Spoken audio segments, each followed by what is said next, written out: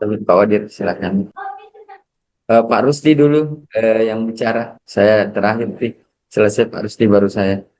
Oh Ya. ya, baik. Bismillahirrahmanirrahim. Assalamualaikum warahmatullahi wabarakatuh. Waalaikumsalam warahmatullahi wabarakatuh. Alhamdulillahirabbil alamin. Salatu wassalamu ala asyrofil anbiya mursalin sayyidina Muhammad wa ala alihi washabihi ajmain amma ba'd.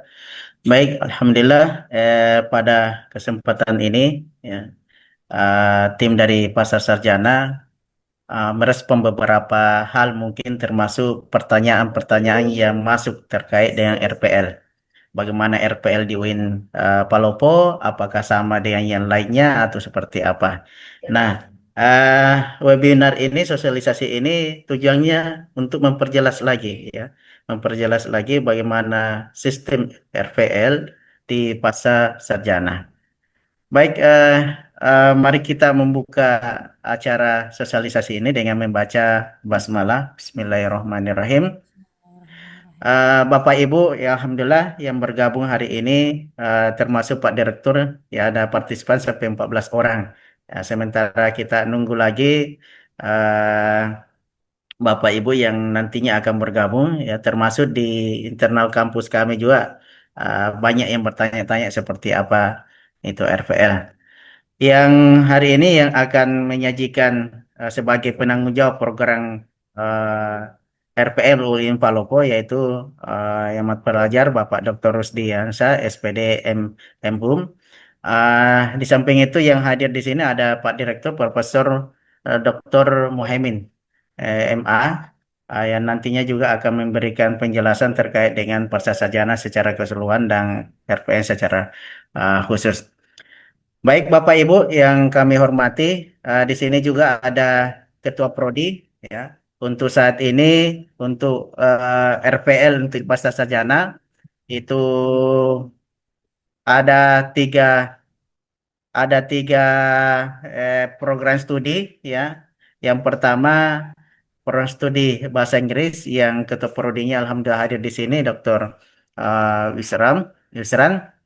Kemudian ada program studi PAI, Pendidikan Agama Islam, yang sementara hari ini itu membawakan seminar atau acara. Uh, Kemudian yang kedua program studi Ekonomi Syariah. Jadi baru tiga program studi yang kami buka untuk jalur RPL.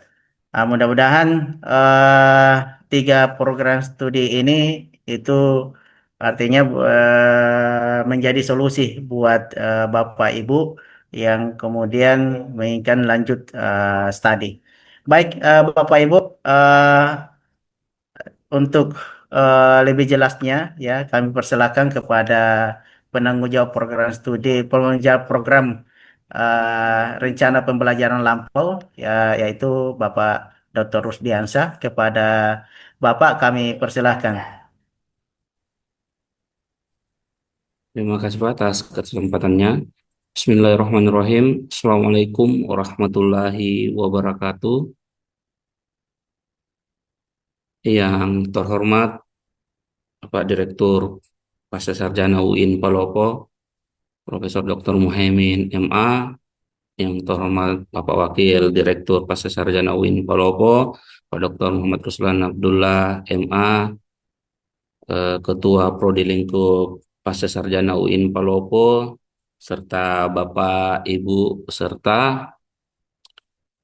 Alhamdulillahirabbil alamin, segala puji bagi Allah Subhanahu wa taala atas limpahan rahmat, taufik dan hidayahnya sehingga pada hari ini kita berkumpul dalam keadaan sehat untuk mengikuti kegiatan sosialisasi terkait rencana pembelajaran lampau RPL yang baru semester ini di launching oleh UIN Palopo.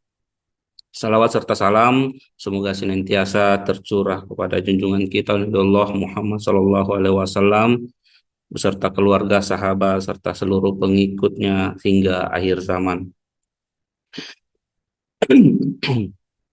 Oke, Bapak Ibu sekalian, jadi hari ini saya akan sedikit membahas terkait dengan apa itu RPL, rencana pembelajaran lampau, kemudian persyaratannya bagaimana, dan juga nanti sedikit akan membahas terkait bagaimana proses atau alur pendaftarannya.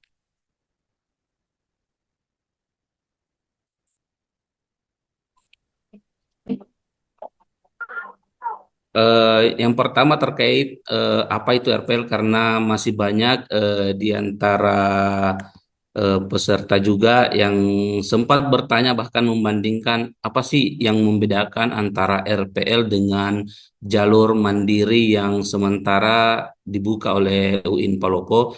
Jadi RPL ini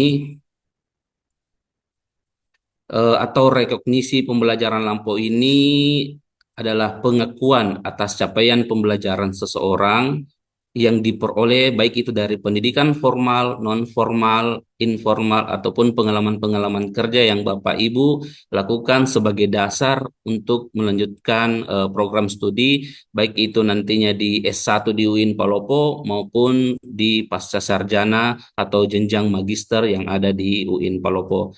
Jadi RPL ini hanya mencakup program S1 dan magister atau S2. Kemudian untuk dasar hukumnya sendiri dari Peraturan Menteri Pendidikan, Kebudayaan Riset dan Teknologi tahun 2021, kemudian dari Keputusan Direktur Jenderal Pendidikan Tinggi tahun 2025. Jadi ini pengganti yang kemarin-kemarin itu menggunakan Kepdirjen 2024, sekarang menggunakan Kepdirjen tahun 2025. Kemudian mengapa memilih RPL? Jadi inilah yang membedakan ketika kita memilih RPL dengan jalur-jalur lain seperti jalur mandiri, di mana RPL ini adalah pengakuan pengalaman. Jadi pengalaman kerja yang Bapak Ibu lakukan selama ini, pendidikan yang sebelumnya diakui SKS-nya tapi belum selesai itu bisa diklaim. Jadi kita tidak lagi mengulang mata kuliah sepenuhnya. Jadi bisa diklaim dari pengalaman kerja ataupun pendidikan yang sebelumnya. Kemudian yang direkognisi ini tidak semuanya 100%. Jadi yang direkognisi dari pengalaman ataupun pendidikan yang Bapak Ibu selama ini lakukan, yang direkognisi itu sebanyak 70%. Jadi ada maksimal 70% dari total SKS yang akan diakui. Jadi misalnya untuk S1 dari total mungkin ada sekitar 144 sampai 150 SKS itu akan ada maksimal 70% SKS yang bisa diakui. Begitupun dengan S2. Jadi sehingga nanti dengan pengakuan 70% ini membuat masa studi menjadi jauh lebih singkat. Misalnya saja S1 yang biasanya atau normalnya itu perkuliahannya bisa sampai 8 SKS, 8 semester paling cepat. Namun dengan adanya RPL ini, jenjang S1 bisa selesai hanya dengan 3 semester. Begitupun dengan S2 yang mungkin normalnya ketika kuliah S2 itu mungkin 2 tahun atau 4 semester. Namun dengan memilih jalur RPL ini, S2 itu bisa selesai hanya dengan 2 semester. Kemudian lanjut, dari RPL ini sebenarnya ada 2 skema. Dari skema kredit, transfer kredit, dan perolehan kredit. Jadi mungkin Bapak Ibu untuk jenjang S2 nanti ini hanya fokus pada perolehan kredit. Jadi saya jelaskan dua-duanya ini karena bisa jadi ada juga yang bergabung dari untuk yang mengambil S1. Jadi ada 2, transfer kredit dengan perolehan kredit. Sedangkan nantinya untuk jenjang magister dia hanya fokus pada perolehan kredit. Jadi saya jelaskan sedikit terkait dengan transfer kredit ini adalah pengakuan hasil belajar dari program studi dari perguruan tinggi sebelumnya. Jadi ini hanya berlaku untuk S1 di mana berbasis pada transkrip nilai. Jadi yang mana mahasiswa yang sudah melalui perkuliahan mungkin sudah sampai beberapa semester, sampai 8 semester atau 7 semester, namun tidak selesai dan terkendala tidak bisa melanjutkan kuliahnya, itu bisa melanjutkan melalui proses transfer kredit. Kemudian ini juga khusus untuk yang alumni dari IAIN Palopo, dia bisa mengikuti UIN Palopo, dia bisa mengikuti transfer kredit ini jika beliau merupakan mahasiswa yang memundurkan diri, bukan dalam status DO. Sedangkan untuk kasus DO ini kita bisa menerima kasus DO, tetapi dia harus dari kampus lain. Jadi nantinya mata kuliah dari transkrip nilai yang mereka peroleh itulah yang nantinya akan dikonversi menjadi SKS sesuai dengan mata kuliah yang ada paragraf program studi yang mereka tuju. Nah, selanjutnya pada perolehan kredit ini, di sini adalah pengakuan dari pendidikan non formal atau informal ataupun pengalaman kerja setelah lulus dari jenjang menengah ataupun sarjana. Jadi ketika Bapak Ibu sudah lulus misalnya untuk S1, kemudian Bapak Ibu telah kerja sampai puluhan tahun, kemudian ingin mendaftar di magister pasca sarjana itu bisa melalui skema perolehan kredit. Jadi skema perolehan kredit ini nantinya akan mengakui pengalaman-pengalaman Bapak Ibu, kemudian akan mengakui semua sertifikat-sertifikat yang Ibu peroleh dari kegiatan-kegiatan baik itu non formal ataupun kegiatan informalnya. Jadi untuk perolehan kredit ini bisa untuk jenjang sarjana dan magister. Kemudian nantinya ini berbasis portofolio dan asesmen. Kemudian nantinya di pendaftaran ini kita sudah menyiapkan DRH yang nantinya Bapak Ibu yang harus Bapak Ibu isi dan nanti Bapak Ibu upload ketika pendaftaran. Jadi semua sertifikat-sertifikat baik itu pelatihan, sertifikasi dan pengalaman kerja ini bisa semua nantinya dikonversi menjadi mata kuliah atau SKS mata kuliah. Kemudian persyaratannya, jadi ini sedikit saya tampilkan juga terkait dengan persyaratan. Jadi untuk jalur transfer kredit, ini khusus untuk S1. Untuk S1 ada lulusan SMA, kemudian telah menempuh pendidikan formal, kemudian berhenti kuliah karena faktor ekonomi atau sakit. Jadi dia di sini berhenti kuliah.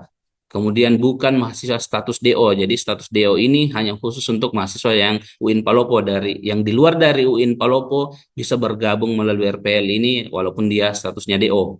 Kemudian nantinya pendaftar ini harus juga men-screenshot data dari PDDikti bahwasanya ini bukti dari screenshot PDDikti dan juga nantinya harus ada surat keterangan yang mengatakan atau surat SK pemunduran dirinya dari kampus tersebut. Seperti itu. Kemudian lanjut untuk jalur perolehan. Nah, ini khusus untuk yang di pasca sarjana dan juga S1. Jadi untuk jalur pasca sarjana nanti yang mau daftar di pasca sarjana bisa mengikuti jalur ini, jalur perolehan kredit.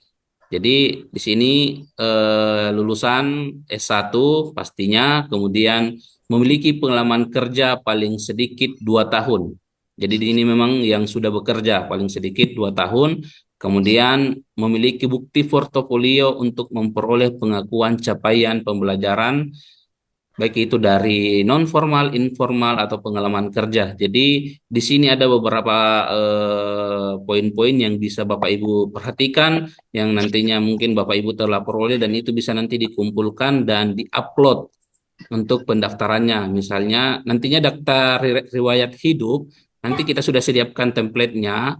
Jadi nanti sisa Bapak Ibu mengisi di situ, kemudian Bapak Ibu sisa menyiapkan terkait dengan sertifikat-sertifikat atau lisensi sesuai dengan pekerjaannya, kemudian sertifikat pelatihan, bahkan juga nanti kalau pelatihan itu bisa dimasukkan uraian materinya misalnya, karena kita ini berbasis capaian pembelajaran, jadi capaian-capaian yang ada di pelatihan itulah yang dikonversi, bukan pada sertifikatnya saja, tetapi pada capaiannya. Jadi dia harus jelas materinya apa, apakah dia sesuai dengan mata kuliah pada program studi yang dia tuju. Jadi tidak juga sembarang sertifikat yang dikasih masuk. Misalnya untuk sertifikat ini kita masukkan ini. Jadi dia harus betul-betul capaian pembelajarannya sesuai dengan mata kuliahnya. Jadi sertifikatnya capaiannya sesuai dengan mata kuliah yang akan dikonversi. Kemudian keanggotaan asosiasi profesi yang relevan juga bisa masuk. Kemudian penghargaan dari institusi juga bisa masuk, penilaian kinerja perusahaan ataupun dokumen-dokumen relevan yang ada. Jadi Bapak Ibu nanti sisa menyiapkan saja memang dokumen-dokumennya, karena nantinya juga akan ada tim penilai atau asesor dari kampus yang akan menilai bukti-bukti portofolio yang Bapak Ibu kumpulkan. Jadi nantinya Bapak Ibu hanya memasukkan, mengupload, bisa mengupload keseluruhan atau bisa mengupload satu-satu. Jadi nanti di aplikasi itu ada tempat upload dan bisa mengupload sebanyak-banyaknya. Nanti dia terbatas MB-nya, cuman kita bisa mengupload lebih dari beberapa dokumen. Jadi dari dokumen-dokumen itu kita lihat, oh sertifikat pelatihan ini, dia nanti itu akan ada pilihan mata kuliah apa yang sesuai yang dikonversi pada sertifikat yang kita miliki. Jadi Bapak Ibu nantinya yang memilih, oh mata kuliah ini sesuai dengan ini. Jadi kurikulum dari program studi yang Bapak Ibu tuju itu sudah siap di pendaftaran. Jadi sisa Ibu memilih, oh dokumen ini sesuai dengan mata kuliah ini.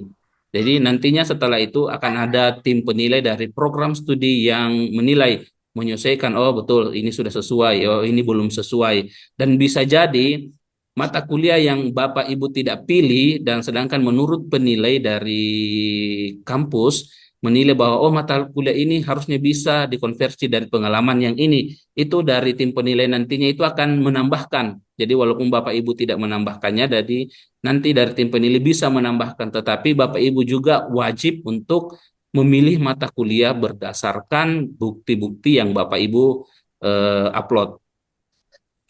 Kemudian mungkin ini sedikit yang seperti yang saya ceritakan tadi untuk pemilihan mata kuliah. Jadi nantinya ketika Bapak Ibu mengupload sertifikat kegiatan ataupun yang lainnya di sini, langsung muncul pilihan mata kuliah. Jadi Ibu sisa memilih mata kuliah apa yang sesuai, dan mata kuliahnya nanti itu pilihannya banyak di sini, yang ada di sebelah ini juga banyak. Jadi nanti sisa Ibu sesuaikan saja. Jadi mungkin Bapak Ibu juga yang mungkin bekerja di bidang-bidang keagamaan itu juga bisa masuk, karena di sini juga nanti akan ada mata kuliah institusi yang keagamaan itu bisa dikoneksikan di sini, bisa dimasukkan di sini. Jadi Bapak Ibu yang pengurus-pengurus di keagamaan itu bisa masuk juga di sini. Intinya buktinya ada, kemudian nanti kita lihat mata kuliah mana yang bisa dikonversi dari pengalaman Bapak Ibu. Kemudian lanjut mungkin di tahapan waktunya. Ini Bapak Ibu bisa lihat bahwasanya pendaftaran nanti ini akan sampai di 9 Agustus, jadi masih ada 8 hari lagi pendaftaran. Nantinya juga akan ada asesmen dan wawancara. Jadi dari dokumen-dokumen yang Bapak Ibu upload nanti akan dipertanyakan kembali, kemudian disitulah para penilai akan menilai, mewawancarai terkait dengan portofolio yang Bapak Ibu lakukan, yang upload. Kemudian ada pengumuman kelulusan, pendaftaran ulang, dan pembayaran UKT-nya. Kemudian nantinya untuk informasi lebih lanjut, Bapak bisa mengklik di bagian admisi ini. Jadi admisi ini segala persyaratan dan pendaftaran itu ada di sana. SPP-nya juga ada di sana. Jadi bisa Ibu nanti klik di sini. Saya coba ini masuk. Jadi Bapak sisa misalnya masuk di admisi ini. Tidak bisa ini yang langsung. Nah, nanti dia akan langsung masuk ke website admisi. Jadi di website ini kita akan melihat berbagai persyaratan dokumennya. Kemudian misalnya untuk yang khusus untuk S2, kita harus memilih RPL perolehan. Dan di sini ada persyaratan-persyaratannya, dan yang wajib diupload nanti itu misalnya ada formulir pendaftaran. Jadi di sini sisa di-download saja formulir pendaftarannya, ini ada link di sini. Jadi kita sisa download. Kemudian daftar riwayat hidupnya juga ini bisa kita download di sini. Jadi dua item ini adalah item wajib yang harus Bapak Ibu download ketika ingin mendaftar. Bapak Ibu nantinya akan mengupload di bagian pendaftaran seperti itu. Jadi untuk lain-lainnya, alur-alurnya dan lain sebagainya. Di sini juga alur pendaftaran, misalnya Bapak Ibu masih pusing terkait dengan bagaimana pendaftarannya, di sini ada panduan pendaftaran. Bapak Ibu sisa mengklik kata di sini ini sudah ada link untuk bagaimana alur-alur mendaftar di jalur RPL ini. Seperti itu. Di sini juga sudah ada ininya semua. Jadi untuk info lengkapnya terkait dengan admisi ini, Bapak Ibu bisa memasuki website dari admisi UIN Palopo. Mungkin untuk sementara penjelasan terkait dengan RPL dari saya cukup sekian. Assalamualaikum warahmatullahi wabarakatuh. Waalaikumsalam warahmatullahi wabarakatuh.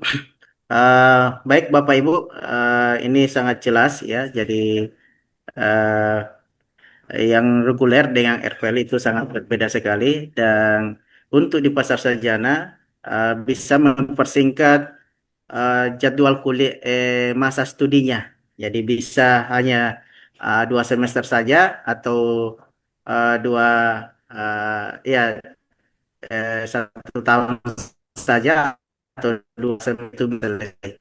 Nanti ada tim ya ya, tim nanti akan menilai pembelajaran lampunya gitu. Jadi kalau sertifikat seminar 1 jam mungkin tidak deh. Gitu ya. Oke Bapak Ibu yang kami hormati, silahkan yang Bapak Ibu kalau ada yang mau bertanya silahkan langsung saja kita buka sesi pertanyaan atau bisa ditanyakan di kolom chatnya ya. Silahkan. Alhamdulillah di sini ada bergabung 28 orang. Alhamdulillah tadi waktu buka ini webinar itu 14 orang, itu bertambah sekitar 14 orang lagi. Ya. Dan mungkin pada masa proses tanya jawab ini akan bertambah 100 orang. Baik Bapak Ibu, silahkan yang mau bertanya. Yang dari Kolaka jauh-jauh. Ini Ibu siapa yang dari Kolaka? Bapak Lijo Susanto. Mas, Ini sepertinya dari Mas. Kolaka. Mas. Kalau melihat namanya seperti Mas. Asli Ya, susah. Mas. dari Mas Lijo Susanto. Silakan, Mas. Mas Lijo. Tapi biasa juga ada orang keturunan Bugis nama ini. Silakan, Pak. Kalau ada yang mau ditanyakan. Ya, ini kita kasih kesempatan ke Pak Lijo ini karena pertama hadir lebih awal. Irwan mungkin. Silakan, Pak. Irwan. Atau Pak.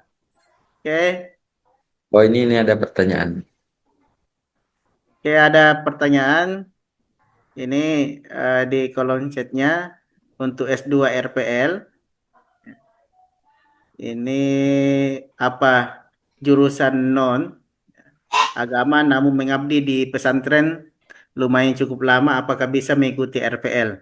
Ini Pak Dr. Rusdi, silakan. Non agama tapi mengabdi cukup lama di pesantren.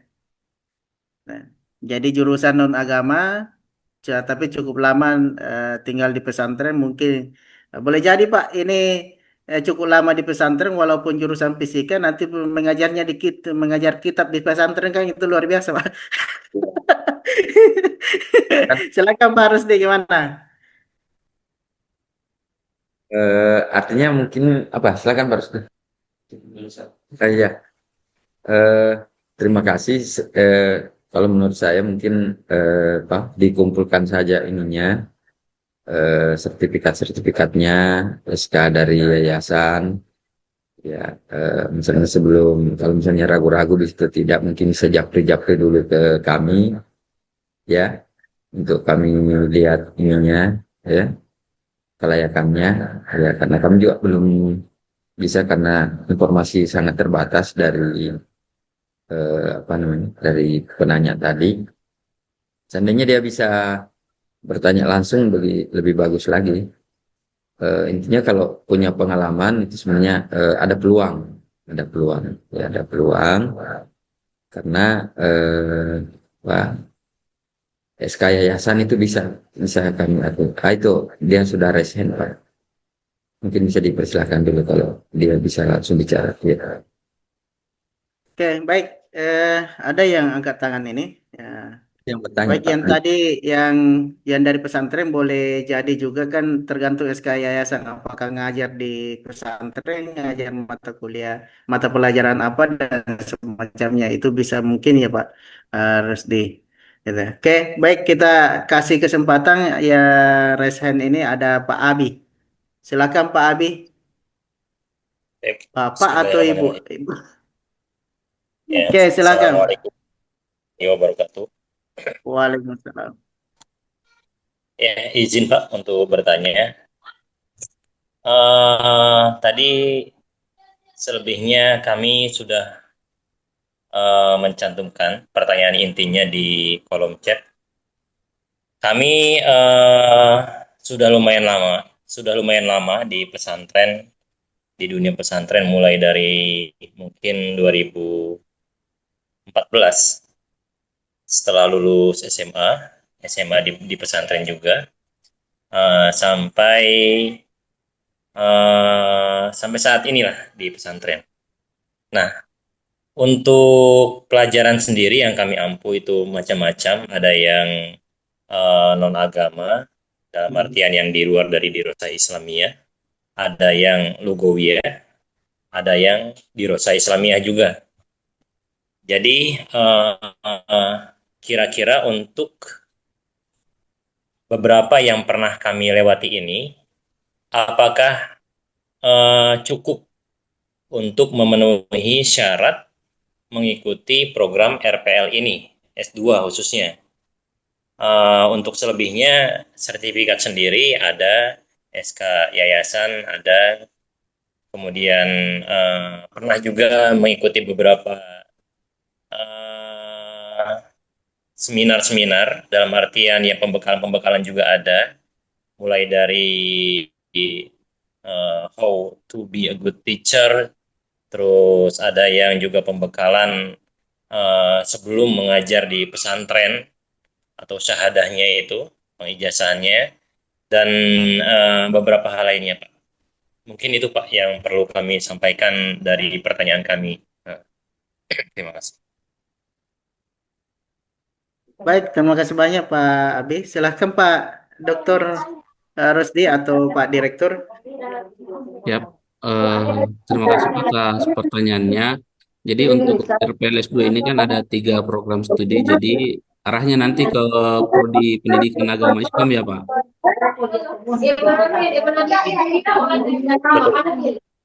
Ya, jadi ketika ingin mengambil RPL di Pasar Saryanya, jadi kita tidak melihat jurusan ataupun program studi sebelumnya. Karena untuk RPL sendiri, untuk di Pasar Sarjana itu kita melihat dari pengalaman-pengalaman yang selama ini dilakukan dan itu dibuktikan dengan dokumen-dokumen yang nantinya Bapak Ibu kirim. Jadi ketika Bapak tadi menjelaskan terkait dengan kegiatan-kegiatan ataupun mengajarnya juga nanti itu mengajar itu juga nanti itu bisa dimasukkan dalam dokumen untuk mengkonversi mata kuliah yang ada di sini. Jadi sisa Bapak Ibu mencantumkan eh, mungkin daftar mengajar ataupun silabus-silabusnya itu bisa semua dicantumkan dalam dokumen-dokumen itu untuk membuktikan bahwa Bapak misalnya mengajar mata kuliah ini dan mata pelajaran ini dan nantinya mata kuliah ini bisa dikonversi ke mata kuliah yang ada di sini. Jadi tidak menutup kemungkinan dari semua pengalaman-pengalaman yang telah Bapak lakukan itu bisa nantinya dikonversi. Jadi di sini Bapak mungkin bisa mendaftar di RPL ini dengan pengalaman-pengalaman yang telah Bapak alami, lakukan itu bisa mengikuti RPL. Jadi saya lihat dengar tadi juga lumayan lama juga untuk pengabdiannya dan itu bisa nanti dihitung karena semua pengajaran-pengajaran nantinya ketika Bapak Ibu melampirkan pada portofolio itu nantinya akan dikonversi ke dalam mata kuliah yang ada di misalnya di program studi PAI itu. Jadi nanti akan disesuaikan capaian pembelajarannya. Jadi kita ini berbasis capaian pembelajaran. Jadi capaian pembelajaran dari pengalaman-pengalaman Bapak Ibu itu akan dikonversi ke mata kuliah. Seperti itu, Pak. Baik, Bapak Abi, Abai, Abai, gimana Pak? Iya, terima kasih atas jawabannya, Pak. Iya, Tapi ya kami ambil kesimpulan bahwasanya ada potensial ataupun kami bisa mengusahakan untuk coba tasjil ya, mendaftarkan ke RPL. Kemudian Pak, kalau boleh bertambah ini pertanyaannya, untuk RPL S2 kami kemarin sempat menanyakan ke admin melalui chat, tapi entah mungkin belum rilis atau bagaimana, tapi mudah-mudahan bisa terjawab di sini. Untuk terkait akademik, Pak, kalender akademik. Untuk RPL ini, apakah viewer betul-betul 1 tahun dalam artian 2 semester, dan apakah untuk penyusunan tesisnya ini dimulai ketika perkuliahan berjalan atau diberikan kesempatan setelah perkuliahan ini selesai, dalam artian berarti semester 3 seperti itu, Pak. Ya, terima kasih, Pak. Silakan Pak Dr. Rusdi. Ya, terima kasih atas pertanyaan lanjutannya. Jadi nantinya terkait dengan berapa semester perkuliahan yang akan diambil atau akan dilalui pada RPL ini, jadi tergantung dari dokumen-dokumen ataupun konversi mata kuliah dari yang Bapak Ibu lampirkan. Jadi di sini kami sudah menjelaskan bahwa yang akan dikonversi itu maksimal 70% dari SKS yang ada di program pasca sarjana. Jadi ketika Bapak Ibu silakan dilampirkan, ketika melampirkan nanti dokumen-dokumennya itu bisa silakan diklaim saja semua mata kuliahnya. Misalnya itu bisa diklaim mata kuliahnya semua, tapi kan nanti yang akan menentukan atau menilai sampai 70% itu adalah dari tim penilai. Jadi nanti tim penilai yang akan menilai seperti itu. Jadi ketika betul-betul ini bisa sampai 70% di konversi dari pengalamannya itu bisa 2 semester itu tercapai. Bisa selesai sampai 2 semester. Kemudian pertanyaan lanjutan terkait dengan tesisnya, kan ini kan cuma ada 2 semester. Jadi tesisnya itu bisa dimulai ketika awal masuk kuliah. Jadi bisa langsung koordinasi terkait dengan mungkin sudah nanti disiapkan PA atau pembimbingnya, nanti bisa langsung komunikasi dengan Pak Sarjana, memang sudah mempersiapkan dari awal terkait dengan tesisnya, jadi bisa mulai dari awal. Jadi tidak lagi menunggu sampai semester 3. Berarti bukan lagi 2 semester itu dia bertambah banyak lagi semester. Jadi memang bisa mulai langsung ketika memasuki perkuliahan semester pertama itu. Jadi yang dihitungan 2 semester tadi ketika mencapai 70% yang bisa dikonversi. Begitu Pak Abai. Izin menambahkan, Ya, Bisa Pak Direktur menambahkan? ya. Jadi kalau misalnya pengalamannya Bapak banyak, itu bisa dikonversi 70%. Jadi semester 1 itu mata kuliah mungkin sampai 4 sampai 5 mata kuliah. Sekaligus sudah bisa seminar proposal di situ, ya, ya, proposal. Jadi semester 2 sisa ujian tesis saja. Ya.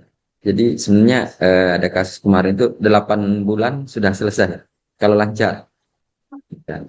Itu pun kalau ini kemungkinan mata kuliah yang diambil nanti di semester pertama itu memang sudah mengarah ke tesis, terutama yang metode penelitian. Ya, itu. Jadi memang didesain ini program ini cepat. Ya, kalau memang eh, apa, hasil pengumpulan kredit Bapak itu cukup banyak. Tapi tentu ada tidak sama semua. Ada yang mungkin nanti harus mengambil. Ini kita asumsi normal Pak ya. Asumsi Bapak mencapai 70, berarti sisa 4 mata kuliah semester 1. Habis mata kuliah semester 2 langsung nyusun tesis Pak. Sudah bisa selesai. Gitu Pak.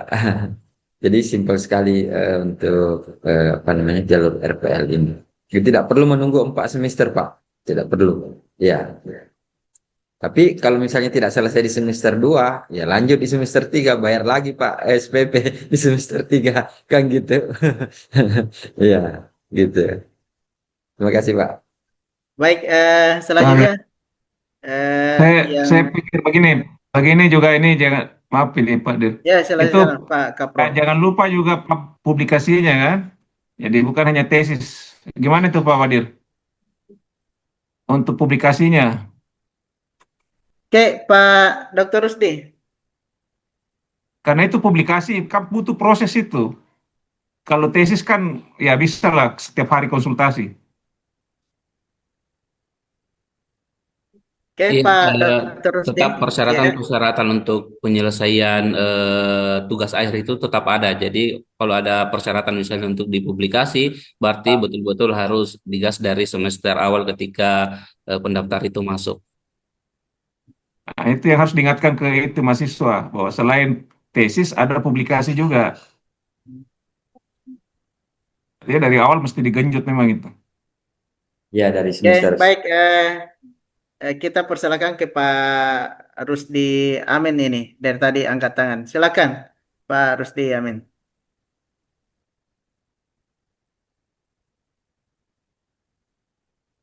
Pak Rusdi Amin, silakan Pak, angkat tangan.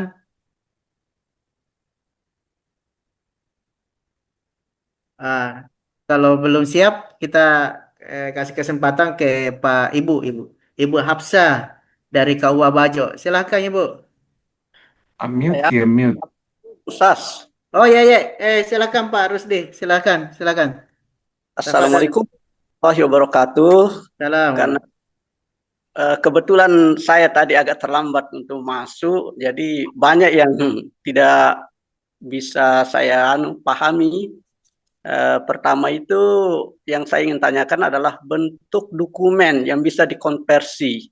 Misalnya kalau saya, karena saya adalah seorang PNS yang tugas setiap hari di mengajar di sekolah, sehingga bagaimana tentang jadwal perkuliahannya. Bisa. Yang kedua itu tentang apa namanya? Tentang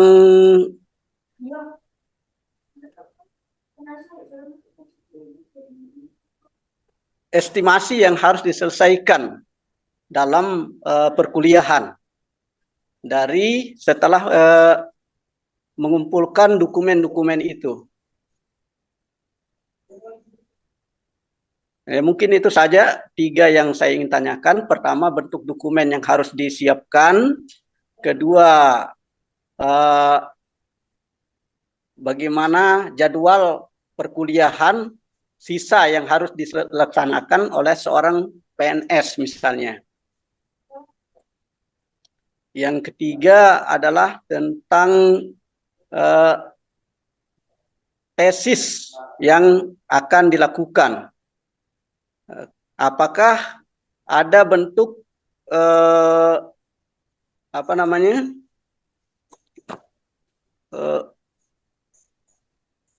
Bentuk sesuatu yang bukan merupakan tesis yang bisa diajukan untuk penyelesaian daripada perkuliahannya. Mungkin itu. Oke, baik. Ada 2 pertanyaannya, Pak Rusdi ini. Yang pertama adalah bagaimana bentuk perkuliahannya. Kalau dari semester 1 Apakah yang sudah diklaim dengan pengalaman mengajar pelamar kerja atau sertifikat apa mata kuliah itu apa dikuliahkan atau tidak. Kemudian mata kuliah yang tidak mendapatkan pengakuan, bagaimana proses perkuliahannya. Gitu. Silakan Pak Rusdi, Pak Dr. Rusdi. Terima kasih Pak atas pertanyaannya. Jadi saya akan menjawab beberapa pertanyaan dan nantinya akan dilanjutkan oleh Pak Direktur Pasca. Yang pertama terkait dengan dokumen-dokumen yang diperlukan untuk pendaftaran RPL ini. Jadi mungkin Bapak sebagai PNS atau pengajar di tempat Bapak, jadi nantinya semua dokumen-dokumen terkait dengan SK termasuk SK PNS Bapak, kemudian SK pengajarannya, kemudian juga nantinya bisa karena kan ada beberapa macam mata kuliah yang ada di sini. Jadi mungkin Bapak juga mengajar mata pelajaran yang berbeda. Jadi nantinya dokumen-dokumen terkait dengan daftar mata pelajaran yang diajar itu juga bisa nanti dilampirkan, diupload. Jadi selain itu kegiatan-kegiatan baik berupa pelatihan, diklat ataupun sertifikat yang lain itu bisa juga nanti diupload kemudian nanti disesuaikan dengan mata kuliah mana yang akan dikonversi. Jadi selain dari kegiatan-kegiatan non formal tadi, pengalaman-pengalaman di masyarakat juga ini bisa diakui. Jadi jika ada pengalaman-pengalaman di masyarakat yang ada bentuk SK-nya atau surat tugasnya dan lain sebagainya, itu juga bisa Bapak masukkan upload ke pendaftaran. Jadi semakin banyak dokumen yang Bapak upload, kemungkinan besar untuk mencapai 70% mata kuliah yang bisa dikonversi itu bisa terpenuhi. Jadi Bapak silakan masukkan sebanyak-banyaknya saya dokumen-dokumen pengalaman yang Bapak punya. Jadi nantinya tim penilai lah yang akan menilai mana yang sesuai dengan capaian pembelajaran mata kuliah yang dikonversi itu. Jadi tidak apa-apa, dimasukkan saja semua sebanyak-banyaknya. Seperti itu, Bang. Untuk dokumennya. Jadi nanti di scan dokumennya, nanti itu di scan dan diupload. Bisa diupload satu-satu. Nanti karena untuk tempat penguploadannya itu nanti banyak, pasti saya ditambah-tambah saja.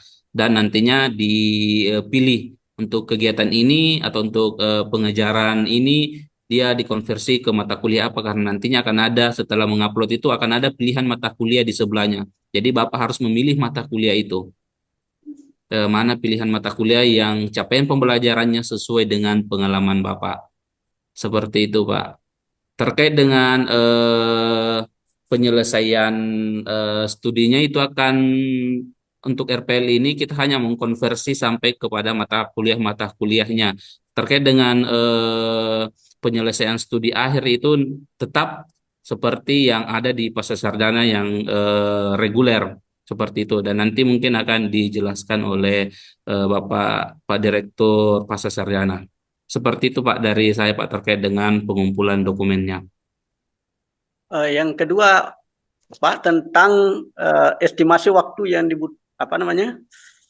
karena saya seorang PNS, jadi bagaimana skema jadwal perkuliahan yang dilakukan?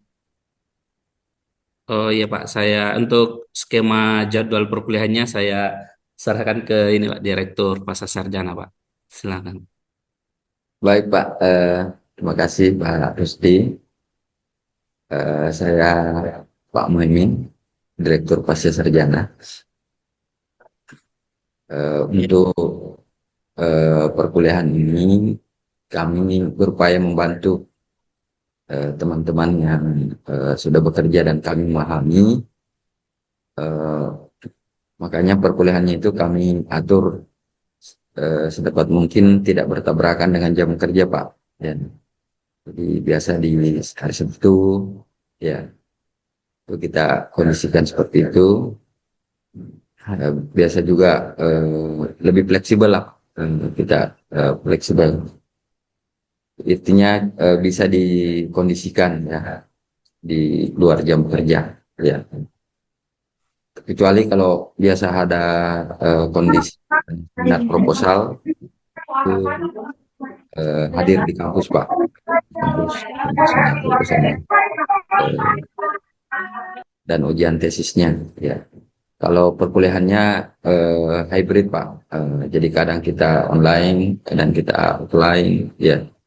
Intinya kita berusaha menyesuaikan ya dengan kondisi mahasiswa ya, karena kita juga mengamalkan prinsip hadis yassiru wala tu'assiru, permudah jangan persulit ya, basyiru walan tunafiru, berikanlah kabar gembira jangan kabar yang susah-susah. Itu aja Pak, saya kira tidak perlu dijelaskan secara detailnya karena nanti akan sangat sesuai dengan kondisi di lapangan Pak. Intinya itu tadi, prinsipnya kami ingin memberikan layanan yang mudah, utamanya yang sudah bekerja Pak, begitu. Baik, terima kasih banyak Pak Direktur. Jadi sekedar informasi juga di Pasar Sarjana ini mahasiswanya itu sudah dari beberapa unsur ya. Ada PNS, ada pegawai BUMN, pegawai bank ada BSI, ada BNI, ada guru, ada kerja BUMN. Jadi memang fleksibel kami Bapak Ibu. Jadi perkuliahan itu bisa fleksibel sekali kami. Jadi pengalaman juga mahasiswa-mahasiswa yang sudah kuliah di Pasar Sarjana UIN Palopo, dari segi jadwal itu bukan lagi sebuah hambatan gitu. Jadi kami sangat fleksibel. Kemudian ada yang pertama lagi yang mau bertanya, yang tadi Ibu Hapsa dari Bajo, KUA Bajo. Silakan Ibu. Terima Nanti kasih. menyusul Ibu Jumriani. Silakan Ibu Hapsa. Terima kasih. Assalamualaikum warahmatullahi wabarakatuh. Waalaikumsalam warahmatullahi wabarakatuh. Sebenarnya Pak, yang saya mau pertanyakan tadi sudah dipertanyakan juga sama Bapak yang baru saja bertanya, tetapi mungkin saya ada sedikit tambahan. Yaitu saya juga ini adalah jurusan ekonomi manajemen, bukan dari agama. Tapi alhamdulillah saya lulus sebagai PNS di kantor KUA Kecamatan Bajo sebagai staf operator SIMKA. Nah, justru itu yang ingin mau diminta penjelasannya lagi. Kebetulan saya lihat di situ ada ekonomi syariah.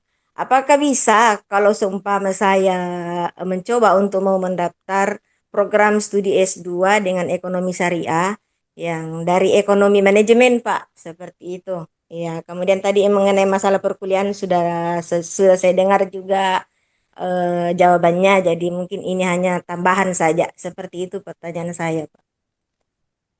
Baik, Bapak Ibu, mungkin Pak Direktur yang menambahkan. Ya bisa ya, kan dari Bisa, bisa, ekonomi. bisa.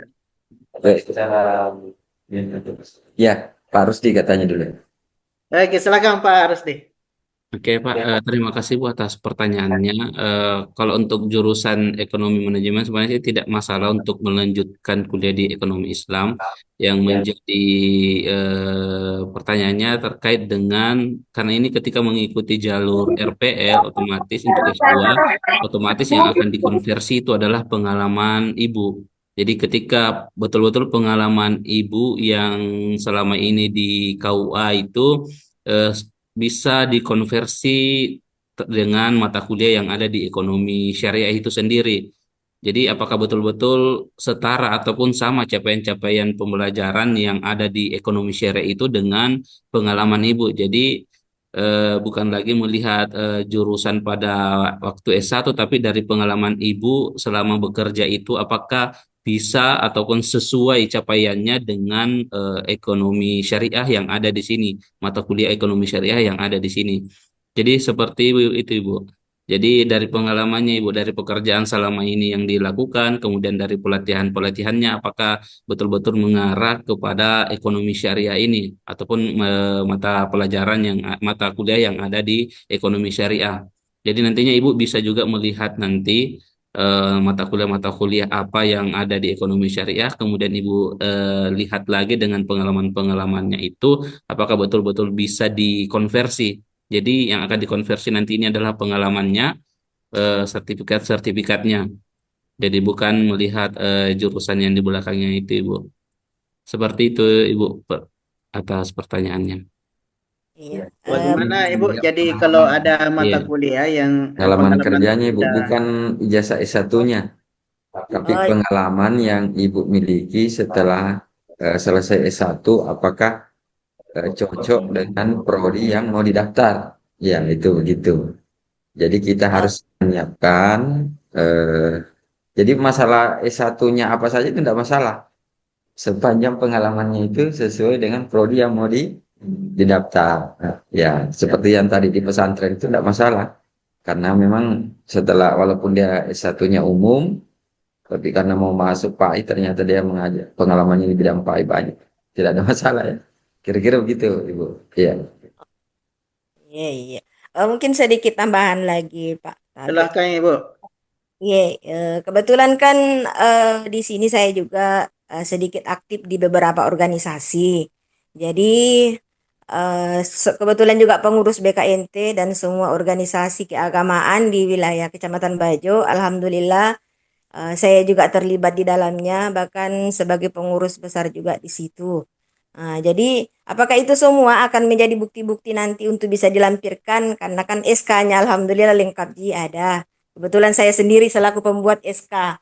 Iya, kalau ada kegiatan-kegiatan kayak macam kegiatan keagamaan atau organisasi keagamaan kayak PHBI, Persamil, BKNT, iya, apakah itu semua bisa menjadi pendukung untuk menjadi bukti-bukti nantinya untuk mau dijadikan bukti kalau umpamanya mau masukkan pendaftaran begitu. Oh, iya. Silakan Pak Desti. Terima kasih Ibu. Betul sekali Ibu, untuk semua kegiatan-kegiatan keagamaan dan lain sebagainya itu bisa menjadi bukti. Tetapi kembali dilihat lagi apakah itu sesuai capaiannya dengan mata kuliah misalnya yang ada di ekonomi syariah. Karena ketika dia tidak sesuai, otomatis dari tim penilai pastinya akan menolak itu. Jadi nanti akan dilihat kesesuaian atau kesetaraan antara capaian yang telah Ibu lakukan misalnya tadi di kegiatan-kegiatan itu dengan mata kuliah yang nantinya akan Ibu pilih di ekonomi syariah. Ketika dia tidak sesuai, otomatis dia akan tertolak untuk konversinya. Jadi harus betul-betul dilihat kesesuaian antara apa yang telah pengalaman-pengalaman yang Ibu telah lakukan dengan mata kuliah yang nantinya akan Ibu konversi. Seperti itu Ibu. Jadi tidak serta-merta bahwasanya oh saya ada pengalaman ini, kemudian itu langsung dikonversi ke mata kuliah apa saja. Jadi itu harus dilihat dulu capaian mata kuliahnya itu seperti apa, kemudian dari pengalamannya itu seperti apakah dia sesuai atau tidak. Jadi kalau dia tidak sesuai, otomatis dia akan tertolak. Kemudian kalau sesuai, dia akan diproses untuk dikonversi mata kuliahnya. Seperti itu Ibu. Iya, iya. Satu lagi, kalau semacam penanganan kasus-kasus, apakah itu termasuk bukti kayak macam perceraian atau menikah rujuk atau macam KDRT? Apakah itu salah satu bisa misalnya? Kalau bisa dikasih contoh lah biar ada gambaran, oh ini yang bisa Iya, dibuat untuk. iya Ibu, Iya, semua pengalaman-pengalaman terkait dengan penanganan-penanganan seperti itu semua bisa dimasukkan dalam portofolio ataupun bukti untuk mengkonversi mata kuliah selama dokumen-dokumen yang dibutuhkan, misalnya ada bukti surat tugasnya, surat atau surat lain-lain yang betul-betul membuktikan bahwa Ibu misalnya melakukan itu. Dan kembali lagi disesuaikan lagi dengan mata kuliahnya karena ini semua pengalaman itu akan langsung dikoneksikan dengan mata kuliahnya apakah mata kuliah itu sesuai dengan pengalaman itu. Jadi semua pengalaman-pengalaman kegiatan-kegiatan yang telah Ibu lakukan selama ada buktinya itu bisa semua dimasukkan. Baik itu kegiatan pendidikan non formal, informal ataupun pengalaman-pengalaman di masyarakat itu semuanya itu bisa dimasukkan selama ada buktinya. Seperti itu, Ibu. Bagaimana Ibu? Ibu terima kasih banyak penjelasannya Pak. Terima kasih. Ada Pak Rizwan dari Sulawesi Tengah itu. Angkat tangan dari tadi. Alumni tafsir. Masya Allah. Masih mute Ki, Pak Wadir. Mute Pak Wadir. Ibu Yani dulu Pak Isi absen.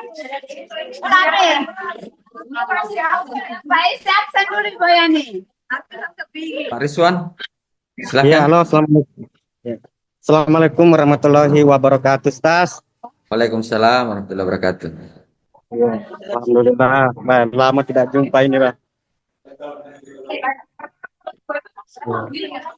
Ustaz, yang mau saya tanyakan ini yang persoalan biayanya.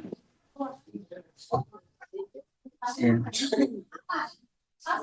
Maksudnya biaya anunya pendaftarannya berapa, biaya semesternya.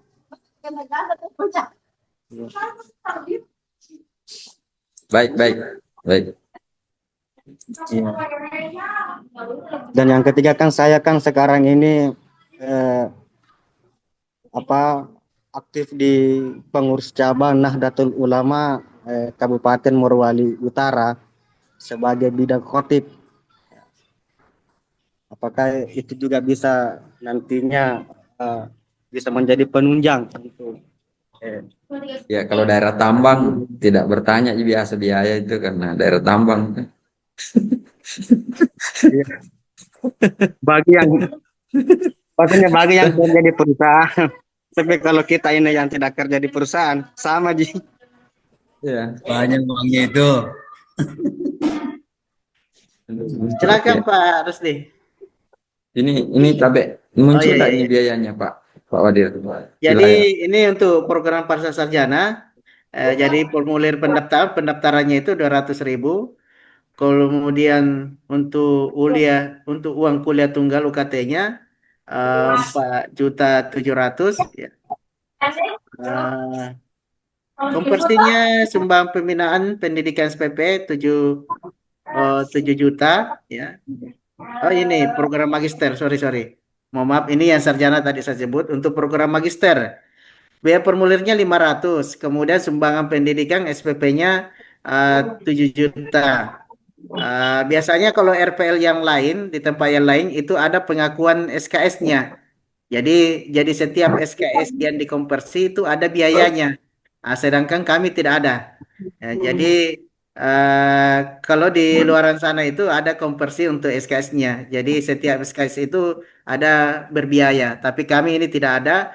Tinggal membayar saya sumbangan pembinaan pendidikan SPP-nya itu 7 juta.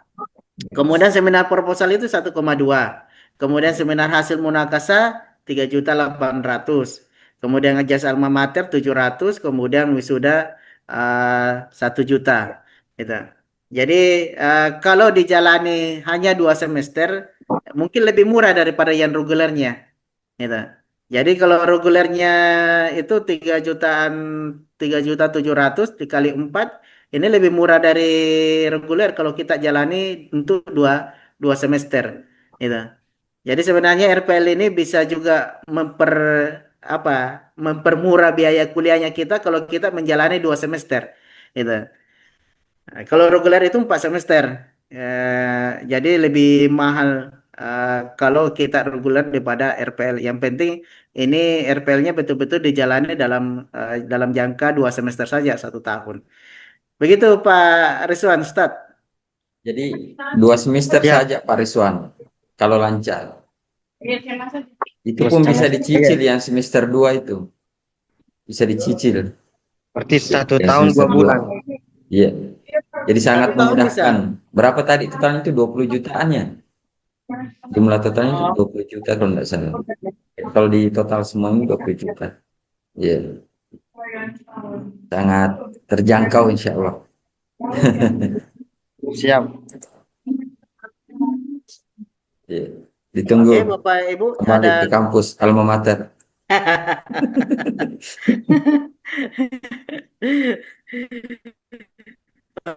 Bapak Ibu masih ada yang mau bertanya? Silakan.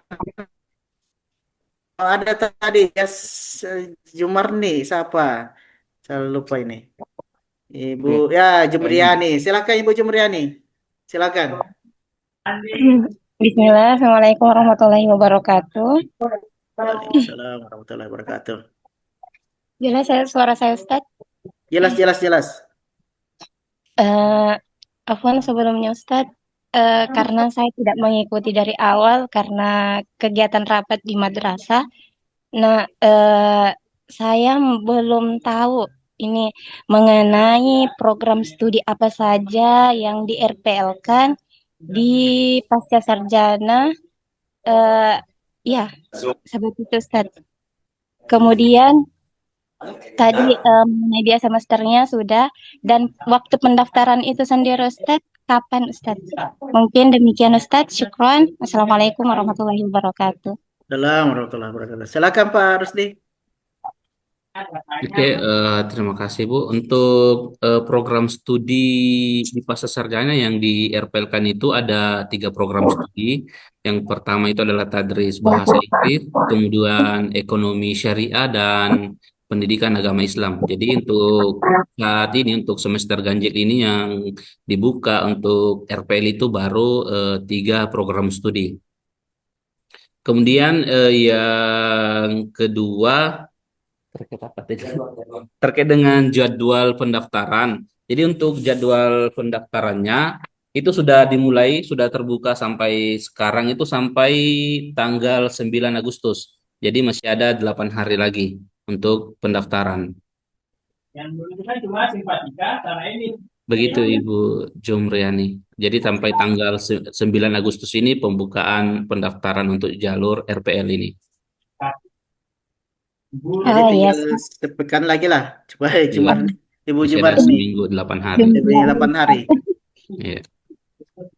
Mengenai dengan profesi saya saat ini, Ustaz, kebetulan saya sebagai seorang guru dan sudah sertifikasi sebagai guru sejarah, tapi rencana saya mau ambil manajemen pendidikan agama Islam, tapi qadarullah ternyata belum ada ya, baru pendidikan agama Islam. Iya. Bagaimana sarannya itu, Ustaz? Salah tahun depan MPI, tapi kalau sejarah Islam ya, Ibu Jumriani. Sejarah kebudayaan Islam, Ustaz. Ah ya, boleh jadi bisa ke Pas PAI nyambung atau Pak apa I. gitu. Ya, nyambung jadi Pak I. Ya, PAI bisa. Gitu. PAI bisa. Paling dekat PAI. Paling dekat PAI. Kalau ekonomi Islam jauh sekali, Ibu Jumriani. Bukan ekonomi, Ustaz. Manajemen pendidikan Islam Iya, iya, maksudnya. iya. Insya Allah tahun depan lah bisa dibuka ya. Kita upayakan tahun depan dibuka. Tapi yang paling dekat ini untuk sejarah kebudayaan Islam itu paling dekat adalah PAI, Bu. Ya. Gitu. Iya, iya. Syukron, Ustaz. Saya Iya, kira iya, jelas. iya, iya, iya, iya. Syukron. Wassalamualaikum warahmatullahi Pak Irwan wabarakatuh. itu raise hand. Salam. Irwan. Silakan Pak Irwan.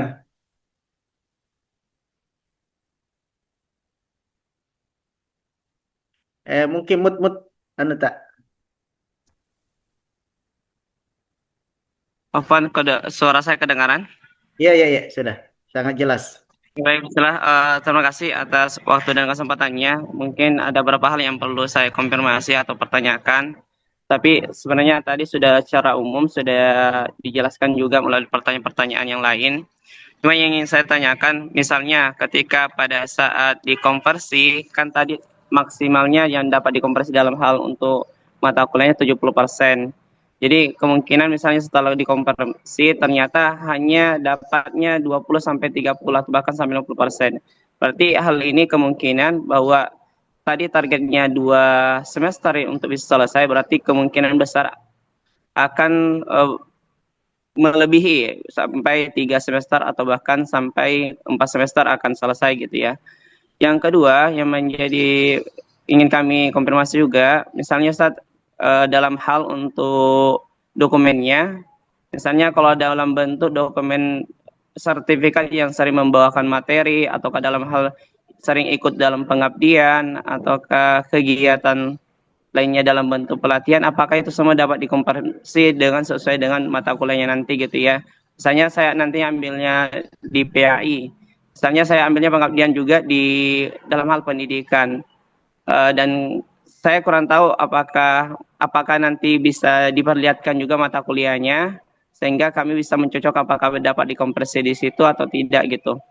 Mungkin itu dua hal yang perlu kami pertanyakan, Ustaz. Terima kasih. Baik Pak Rusdi, Yansa. Ya, terima kasih Pak atas pertanyaan. Yang pertama terkait dengan jika yang berhasil dikonversi adalah sekitar 20% atau 50%, ya tentunya untuk studinya itu akan lebih lama lagi. Jadi karena sisa mata kuliah yang tidak terkonversi itulah yang harus dikuliahkan, diambil. Jadi pastinya akan menambah SKS lagi. Jadi baiknya memang kalau memang pengalaman-pengalamannya banyak itu bisa dimasukkan semua sehingga bisa memenuhi 70% dari total maksimal yang bisa dikonversi. Nah, kemudian terkait dengan sertifikat-sertifikat baik itu sertifikat membawakan materi ataupun pengabdian itu bisa sekali untuk diajukan untuk dikonversi ke mata kuliah. Tapi sertifikat ini bukan hanya sertifikatnya saja yang dilampirkan, tapi lampirkan juga bisa terkait dengan materi apa yang dibawakan karena nantinya capaian itu yang mau dikonversi ke mata kuliah. Bukan hanya sertifikatnya saja, karena nanti tim penilai juga akan melihat, oh dia sebagai pembicara apa yang dia bawakan misalnya, karena dia akan koneksinya ke capaian itu. Jadi ketika dia membawakan materi ini, oh dia bisa connect dengan atau bisa disetarakan dengan mata kuliah ini, seperti itu. Jadi itu bisa termasuk juga tadi yang kegiatan-kegiatan pengabdian itu bisa juga. Intinya selama bukti-bukti terkait dengan kegiatan itu bisa nanti dimasukkan atau diupload. Nah, nantinya akan dipilih oleh mahasiswa itu sendiri mata kuliah apa yang sesuai dengan itu.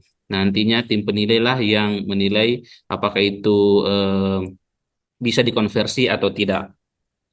Jadi terkait dengan semua dokumennya nanti dilampirkan saya Pak terkait dengan mata kuliah apa saja yang mau dikonversi itu nanti ketika pendaftaran itu dia akan muncul mata kuliahnya. Jadi ketika pendaftaran, ketika mengupload dokumen, di sampingnya itu akan ada link mata kuliah. Jadi disitulah kita akan melihat mata kuliah program studi tersebut untuk yang mana yang akan dikonversi. Seperti itu. Begitu Pak Irwan. Baik, terima Bagaimana kasih Pak Pak. Iwan? Iya, iya. Lanjut Pak Afwan. Misalnya Pak, kalau sertifikat dalam bentuk penghargaan Pak, bagaimana itu? Iya. Sertifikat apa Pak? Sertifikat Penghargaan. penghargaan, misalnya dari Dinas Pemuda dan Olahraga ataukah dinas yang lain yang memberikan penghargaan gitu Ustaz. Bisa, itu bisa masuk juga sertifikat penghargaan itu masuk. Jadi silakan saja diupload itu bisa masuk, bisa dikonversi.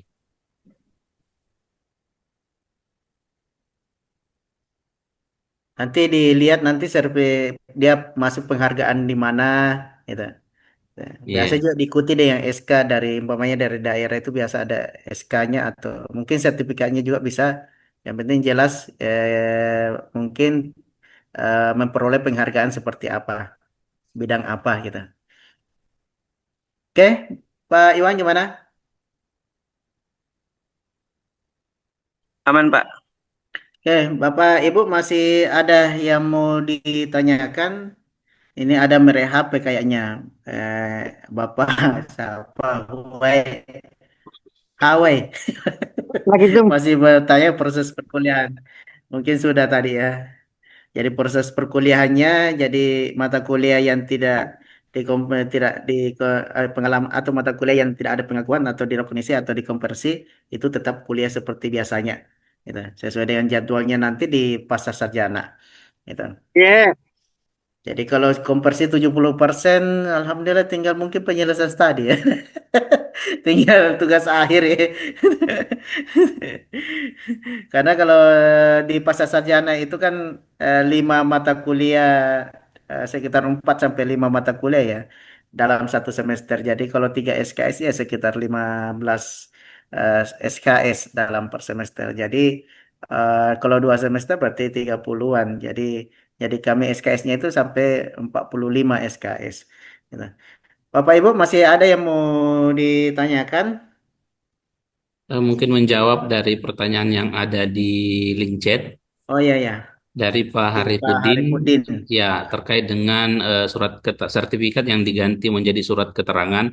Jadi ini bisa Pak, ketika menggunakan surat keterangan sebagai khatib Jumat ataupun ceramah rutin itu bisa. Tapi nanti dilampirkan juga selain dari surat keterangan itu dia akan menampilkan eh, Mana kata pulang? judul-judul ataupun judul-judul ceramah karena Mana ini kan kalau mana cuma satu kali ceramah itu tidak bisa juga dikonversi menjadi satu mata kuliah. Jadi kalau dia rutin bisa, tapi kalau cuma satu misalnya satu kali ceramah saja, khatib cuma satu kali saja misalnya, itu tidak bisa serta-merta otomatis tergantikan untuk satu mata kuliah.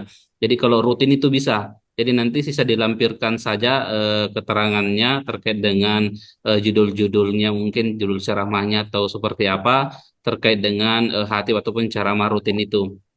Jadi itu bisa dilampirkan Pak. Jadi nantinya akan dikonversi ke mata kuliah apa akan disesuaikan. Seperti itu Pak, Harifuddin. Oke, seperti itu Pak. Jadi silahkan dikumpulkan keterangan ceramahnya, khutbah Jumatnya atau khutbah Idul Adhanya, Idul Fitrinya, dikumpulkan sebanyak-banyaknya. Sehingga dikumpulkan sebanyak-banyaknya untuk mendapat supaya bisa dikonversi ke mata kuliah. Jadi penjelasannya bahwa kalau hanya satu tidak rutin agak sulit mungkin. Tapi ketika itu rutin tiap Jumat ya itu kita ceramah itu bisa dikonversi. Gitu. Baik, Bapak Ibu, masih ada yang mau bertanya? Pak Rizwan ini masih angkat tangan, resen. Iya, karena Oh, saya masih paling ada jauh ini, Pak. pertanyaannya. Iya, saya paling jauh ini. Jadi makanya saya mau bertanya terus. Ya, calon pendaftar ini kayak yang pasti ini mendaftar ini. Silakan. Iya. Nah kan kalau saya ini Pak kan pernah saya punya sertifikat KKN dulu internasional waktu kuliah di Palopo dulu, di Yayan Palopo. Apakah itu bisa saya gunakan untuk ke situ? Sertifikat KKN internasional tahun berapa, Pak? Tahun 2019. 2019. Oh, sebelum COVID itu ya? Iya, tahun 2018 Pak kayaknya. Oh, sebelum COVID. Gimana Pak Rusdi untuk KKN, apakah hanya berlaku di S1 atau berlaku di S2 untuk Ya, konversinya? Silakan Pak betul. Rusdi. Ya, terima kasih, betul sekali Pak. Jadi yang bisa diklaim atau dikonversi nantinya itu setelah S1. Jadi ketika dia masih di wilayah S1 itu wilayahnya di S1 saja. Jadi ketika untuk dikonversi ke S2, jadi pengalaman-pengalaman yang telah dilakukan itu semenjak selesai S1. Seperti itu Pak Rizwan. Iya. Kalau sertifikat MKNU, Iya, bisa. Itu sertifikat yang keagamaan itu bisa dimasukkan juga. Intinya juga nanti dilampirkan ketika ada sertifikatnya itu kegiatan-kegiatannya itu ada lampiran-lampirannya juga. Jadi bukan hanya sekedar sertifikat, tetapi ada lampiran-lampiran kegiatan-kegiatan yang menunjang atau yang dilakukan selama ini, dan nantinya dia bisa dikonversi ke mata kuliah tertentu. Yang misalnya ambil PAI, pastinya nanti akan ada yang setara mata kuliahnya dengan kegiatan yang dilakukan, itu bisa. Tapi bukan hanya sertifikatnya, ya ada lampirannya, lampiran kegiatan apanya yang betul-betul bisa digunakan, dikonversi. Jadi ada penjelasan terkait dengan sertifikat tersebut. Seperti itu. oh iya. Kalau sertifikat apa namanya ini, pelatihan imam dan dai selama 1 bulan, Ya, bisa itu, tapi awal acaranya dilampirkan juga. Ya kan waktu pelatihan itu ada rundown acaranya, supaya ketahuan itu apa-apa materinya di situ. Ya, tapi kan ada juga sertifikat biasa memang sudah dicantumkan di situ judul-judul materi. Tapi ada juga sertifikat tidak ada judul materinya. Jadi kalau tidak ada bisa dari panitia bisa minta apa itu jadwal acaranya, ya, supaya ditahu oh ini materi yang dia terima waktu itu masuk mata kuliah mana ini cocoknya. Kira-kira begitu.